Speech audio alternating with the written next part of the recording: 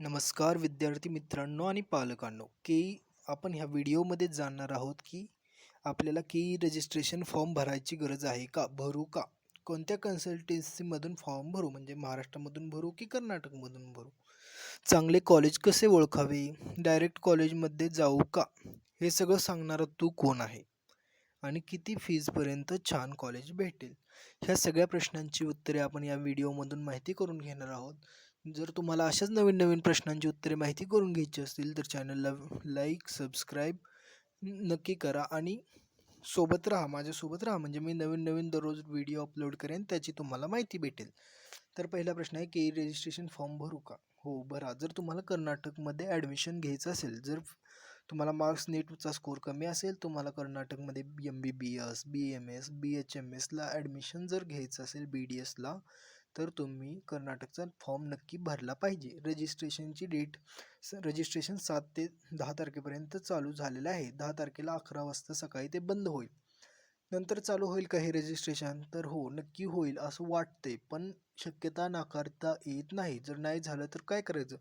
पण जर तुमचा स्कोर कमी असेल आणि तुम्हाला जर BMS किंवा MBBS किंवा BDS किंवा BHMS जर कर्नाटकमध्ये करायचं असेल, तर तुम्हाला हा फॉर्म भरावा लागेल.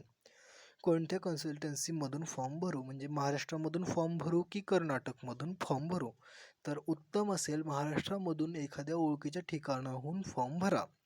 आता तुम्ही कॉलेज निवडताना काय करायला पाहिजे? पहिले तर कॉलेजचं फी स्ट्रक्चर, डायरेक्ट कॉलेजमध्ये कॉल पण केला पाहिजे आणि एजंट किती सांगतात कन्सल्टन्सीवाले ते पण बघितलं पाहिजे. तुम्हाला मी एक गोष्ट सांगतो. माझे काही मित्र आहेत. म्हणजे मी स्वतः एजंट कर्नाटकच्याच एजंट थ्रू ॲडमिशन केलं होतं. माझे 2.75 लाख 2.75 लाख म्हणजे ₹2.25 लाख फक्त एका ॲडमिशन मागे जास्त घेतलेत.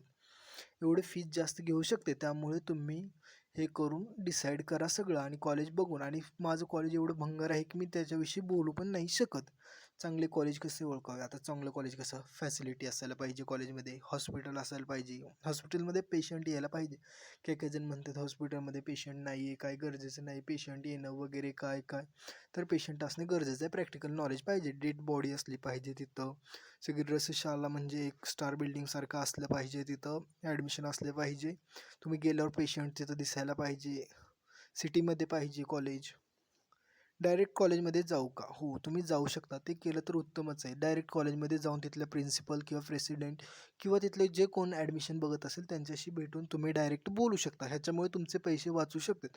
समजा तुम्ही गाडीला, डिझेलला वगैरे ₹10,000 घालवले तरीसुद्धा हे परवडतंय. पुढे 3-3 लाख रुपये जास्त देण्यापेक्षा हे केलेलं कधीही उत्तम आहे. हे सगळं सांगणारा तू कोण? मी इथं कर्नाटकमध्ये शिकतोय. महाराष्ट्राचाच आहे आपला मी. 2 वर्ष झाले इथे शिकतोय म्हणून मला इथली थोडीशी माहिती आहे. माझे फ्रेंड्स पण आहेत दुसऱ्या कॉलेजमध्ये त्याच्यामुळे मला अजून जास्त माहिती आहे इथली. किती फीजपर्यंत छान कॉलेज भेटेल? किती फीजपर्यंत छान कॉलेज भेटेल? तर वेगवेगळ्या कॉलेजचं वेगवेगळं आहे. त्याच्यामध्ये पेशंट किती येतात, प्रोसेस कसं आहे, तिथल्या विद्यार्थ्यांशी तुम्ही पहिलं बोललं पाहिजे, कसं आहे वातावरण. ते पण त्यांच्यात कॅमेरे वगैरे नसताना त्यांच्या पुढे नाही पाठीमागे बोललं पाहिजे. हे तुम्हाला कळलं पाहिजे म्हणजे कॉलेज कसं आहे ते ठरवता येईल. पण साधारणपणे 15 लाखापासून तुम्हाला चांगलं कॉलेज भेटेल. 15 ते 16 लाखापासून पुढे तुम्हाला जसं-जसं पाहिजे तसं-तसं छान कॉलेज भेटू शकतं. तुम्ही इथे इमेजमध्ये बघताय कसे-कसे कॉलेज आहेत. फक्त ते एखादी इमेज दाखवतो ना आमचं कॉलेज लय भारी आहे, हे करेन, ते करेन. त्याच्यावर अजिबात विश्वास ठेवू नका. ते सगळ्यांना तसंच सांगून ॲडमिशन घेत असते.